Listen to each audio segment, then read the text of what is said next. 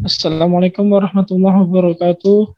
Kami dari kelompok 6 ingin memaparkan materi yang telah kami buat atau proyek yang telah kami buat selama seminggu ini demi memenuhi mata kuliah interaksi manusia dan komputer dengan dosen pengampu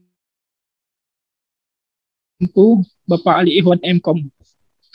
Nah, di sini kami beranggotakan 4 orang, yaitu saya sendiri Roni Ramadan Hasibuan, Jumi Asbullah, Anissa Yulia, dan Diana Asmarani Siregar.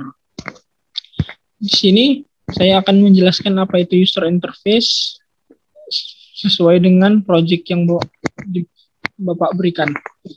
Setelah itu, teman-teman saya akan menjelaskan beberapa manfaat, karakteristik, dan project yang telah kami buat. Oke, langsung saja saya akan menjelaskan apa itu user interface. Nah, user interface adalah tampilan visual pada sebuah produk atau aplikasi yang mewakili kepada penggunanya atau pembelinya. Nah, contohnya saja kita analogikan seperti apabila kita ingin membeli rumah atau handphone atau kendaraan. Nah, sebelum kita membelinya, kita akan melihat barang tersebut mungkin pada sebuah majalah, koran, atau apapun. Nah, gambar pada tampilan majalah ataupun koran itulah disebut user interface. Nah, oleh sebab itu, tampilan user interface harus didesain sedemikian rupa, semenarik mungkin, agar menarik minat para penggunanya atau pembelinya. Biasanya user interface diterapkan pada aplikasi, website, ataupun blog. Nah, selanjutnya akan dijelaskan oleh teman saya Anissa Yulia dengan materi manfaat user interface. Baiklah, saya akan menjelaskan manfaat dan fungsi user interface yang akan kamu dapat jika menerapkannya dengan baik. Pertama, menarik konsumen baru. Tampilan platform yang menarik tentu punya potensi lebih besar untuk menarik konsumen baru. Kedua, memperkuat branding. Jika tampilan aplikasi atau websitemu bagus, tentu reputasi bisnismu akan lebih baik. Ketiga, membuat pengunjung betah. Siapa yang akan betah berlama-lama jika website atau aplikasi yang desainnya acak-acakan? Hal ini juga berlaku sebaliknya. Yang keempat, mempermudah pengunjung untuk membeli. User interface yang tak beraturan akan membuat calon pembeli kebingungan kemana mereka bisa membeli produk atau layananmu. Sekarang kamu tahu bahwa user interface itu penting, sangat saat membangun produk digital.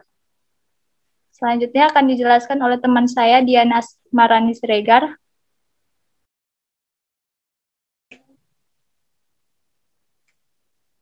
Baiklah, di sini saya akan menjelaskan tentang apa saja karakteristik user interface yang baik itu. Berbicara tentang bagus atau tidak bagus, tentu itu sangat penting. Apa yang kamu anggap bagus, belum tentu dianggap bagus oleh orang lain. Apakah ini berlaku juga untuk UI? Ada beberapa karakteristik UI yang bisa kamu jadikan patokan untuk membuat tampilan platform yang lebih menarik. Yang pertama, yaitu desainnya harus sesuai dengan minat pengunjung. Ini adalah karakteristik yang paling penting. Untuk memenuhi karakteristik ini, tentu kamu harus tahu dulu siapa target pengunjungmu. Apakah mereka adalah seorang anak kuliahan, profesional, milenial, ataupun bahkan mereka adalah orang tua. Dengan mengetahui karakteristik mereka, kamu bisa menyesuaikan UI-nya dengan apa yang mereka minati. Contoh user interface yang cocok adalah website Fitness First, sebuah brand fitness center. Website ini menampilkan user interface yang sesuai dengan target pengunjung mereka, yaitu orang-orang yang tertarik untuk menjadi lebih sehat dengan berlatih di gym.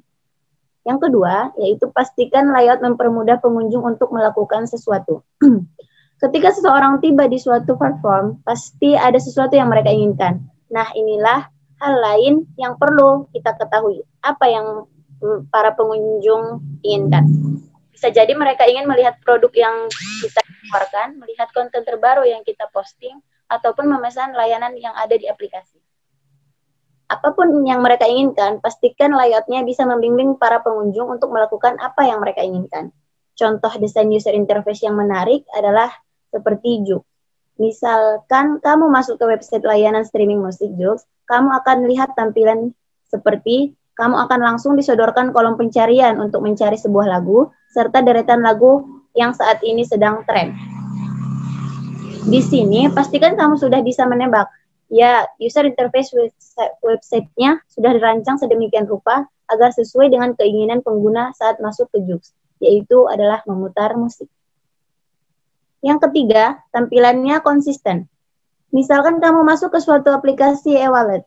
Saat masuk ke halaman utama, semuanya terasa biasa saja. Tapi ketika kamu masuk ke halaman profil dan halaman transaksi, desain dan warnanya tidak senada dengan halaman utamanya.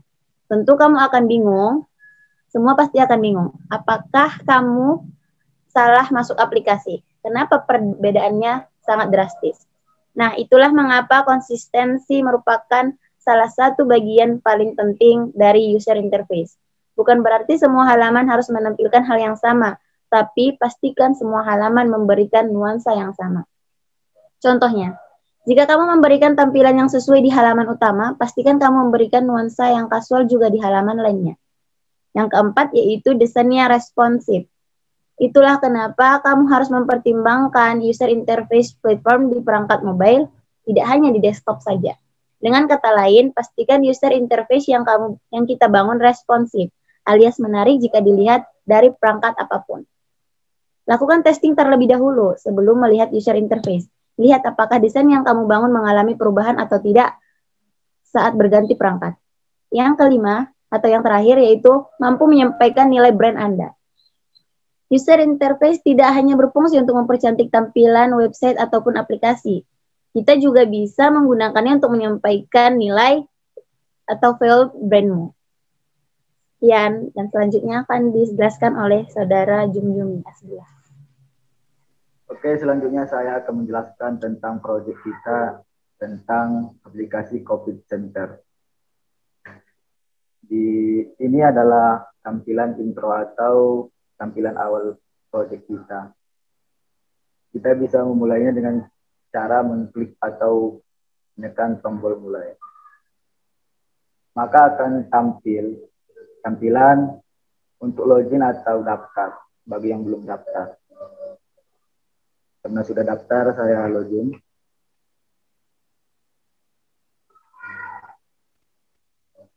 Dan saya akan tekan tombol masuk.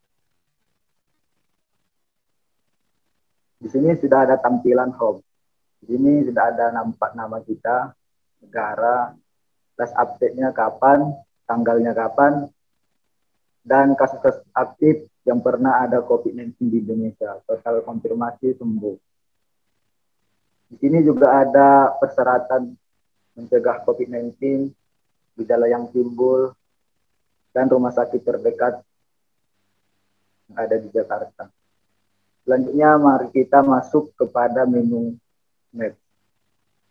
Di sini sudah tampilannya di Jakarta, dekat dengan rumah sakit terdekat. Selanjutnya kepada berita atau story of COVID-19. Di sini kita melihat berita-berita terbaru, pengetahuan COVID atau rekomendasi yang lain. Berita terbaru bisa diklik, dengan double klik maka akan tampil artikelnya atau beritanya. Ini update tanggal 11 bulan 5 2021. Kita tekan tombol back. Kemudian ini adalah akun kita tadi dengan ada akun ID dan nama.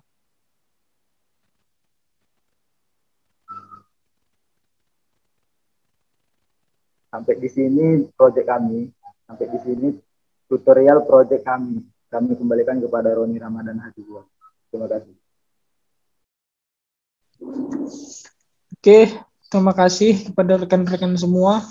Baiklah, itu sajalah pemaparan proyek yang telah kami buat selama ini. Lebih dan kurang kami mohon maaf. Billahi taufiq wal hidayah. Assalamualaikum warahmatullahi wabarakatuh.